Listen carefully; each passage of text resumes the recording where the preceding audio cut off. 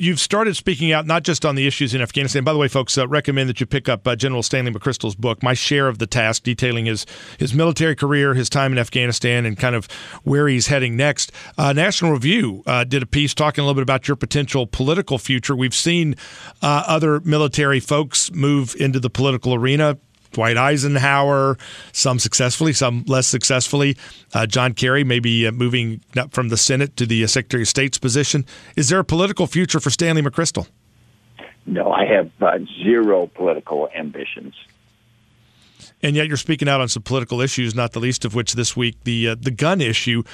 You have said that we don't need to have weapons of war near our schools, which obviously are automatic weapons and kind of high-powered weapons. Obviously the Second Amendment issue and automatic weapons are two distinct issues. You seem to have an anti-Second Amendment position based upon the way it's been reported in the media. Yeah, and that may be the way it's reported. I'm not an expert on the Second Amendment. I'm not a strong gun control advocate or anything. What I am is I'm tired of seeing Americans being killed.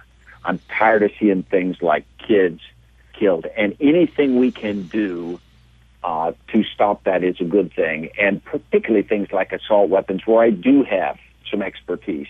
I have seen 5.56 rounds hit human flesh. I have seen what it does, and I just cannot bring myself to believe that we should allow those in places around Americans where people can be hurt.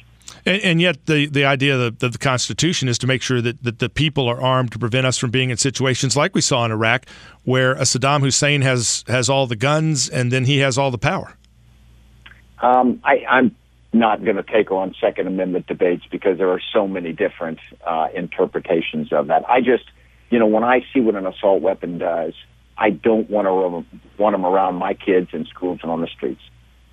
Now, when you use the term assault weapon, are you talking about the automatic weapons of war that your troops had, or the semi-automatic weapons that are a different weapon that are available in an AR-15 or other format? If you take the weapons that I carried through my career, and it'd be in the M4 carbine, it is an amazing weapon. It is fires a 5.56 round at 3,000 feet per second. It is lethal. It is designed to be that way. Its only purpose is killing people.